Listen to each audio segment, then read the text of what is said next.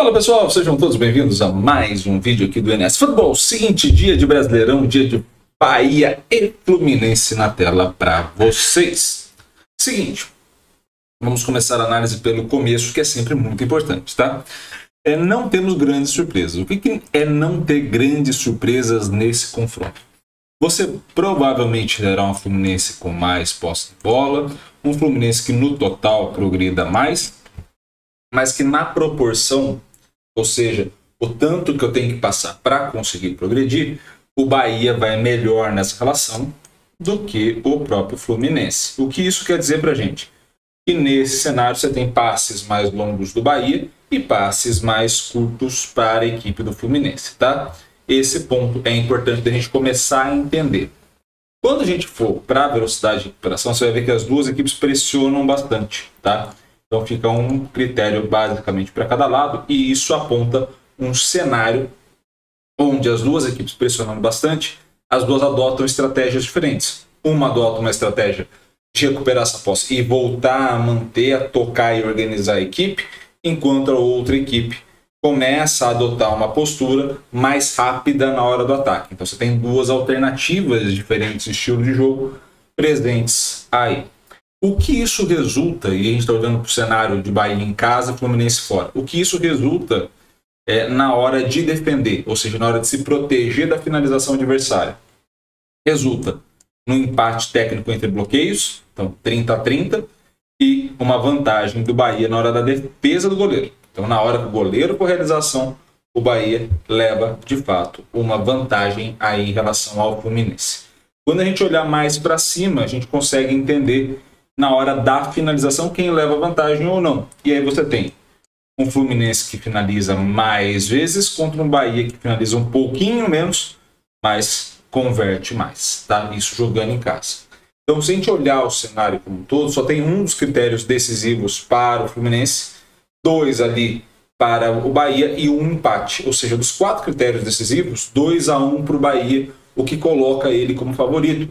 Iago, mas o Fluminense vai ter a posse da bola, vai controlar o jogo? Provavelmente, tá? Mas nesse cenário, o favoritismo está para a equipe do Bahia, tá? Isso olhando o cenário de mando de campo. Então, aquele 54-45. Qual é o ponto que deixa o jogo em aberto aí para vocês que estão me assistindo? Quando a gente vai para o estilo de jogo, ou seja, a forma como as equipes jogam independente do mando de campo, aí, de fato, você passa a ter uma vantagem do Fluminense. Então, o Fluminense passa a ter uma vantagem aí de 53-48, não é uma grande vantagem, mas você perceba como nesse cenário mais geralzão, o Fluminense leva vantagem, no cenário mais mando de campo, Bahia leva vantagem, tá? E a gente vai ver agora, tentar entender agora, o que modifica, ou seja, Bahia jogando contra equipes parecidas com o Fluminense. O que acontece? A gente tem análise aí em laranja da equipe jogando como mandante, em azul da equipe jogando contra equipes similares ao Fluminense. O que isso impacta? Jogar com o Fluminense impacta em que para o Bahia? Em ter menos velocidade de recuperação, ou seja, aquela questão da pressão cai um pouco, cai também o passe, cai também a progressão. E aí o que prejudica o Bahia é que todas essas quedas não viram estratégicas. O que isso quer dizer?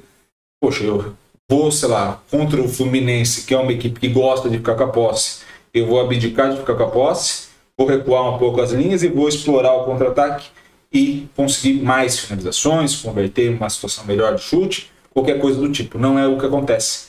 Então o que vai sobrar para o Bahia? Ter menos finalização. Ele tem menos finalização, acaba tendo uma taxa de conversão um pouquinho pior e os cenários de defesa também não mudam tanto. Então, assim, você não tem uma melhoria na defesa para justificar e também não tem uma melhoria no ataque para justificar essa queda, tá? Quando a gente vai para o Fluminense, o que modifica do Fluminense jogando fora de casa, que é o pior cenário para ele, para o Fluminense jogando contra equipes parecidas com o Bahia? Você tem um Fluminense contra equipes parecidas com o Bahia que também gostam de ficar com a posse, também gostam de pressionar. Você passa a ter o Fluminense com menor pressão, menor posse de bola. Iago, isso vai contra o que se coloca como característica central do Diniz, né? Como treinador. Menos posse, menos controle. Isso é ruim para o Fluminense? Não. Isso é bom. Isso é bom porque isso dá uma velocidade maior. Se a outra equipe está te pressionando, você recuperar essa bola e conseguir atacar, faz que você tenha mais espaço às costas da zaga, então você progrida melhor. Tá? Então você tem esse cenário aí que vai apresentar uma queda de passe, pode apresentar uma queda de progressão e até de recuperação, mas acaba te resultando em maior finalização e principalmente acaba te resultando no melhor bloqueio e defesa. Por quê? Se eu estou um pouco mais recuado, na hora que o meu adversário contra-ataca, eu consigo fechar as linhas via bloqueio, ou quando passa e vai para o goleiro, fica numa situação mais fácil dele realizar a defesa, tá bom? Então você tem esse cenário. O que pode pesar no extra do jogo, né? Ou seja, o que não é específico desse histórico todo. O Fluminense pode ir com a equipe reserva para o Bahia, né? Para jogar contra o Bahia. Se o Fluminense for com a equipe reserva, você modifica completamente as probabilidades, porque não é o histórico que a gente tem. Tá? Por mais que seja o histórico do Fluminense, você pode até ver características mais gerais, mas supõe-se que os reservas vão pior que os titulares. Então cai a chance de sucesso automaticamente. O que a gente pode esperar desse jogo?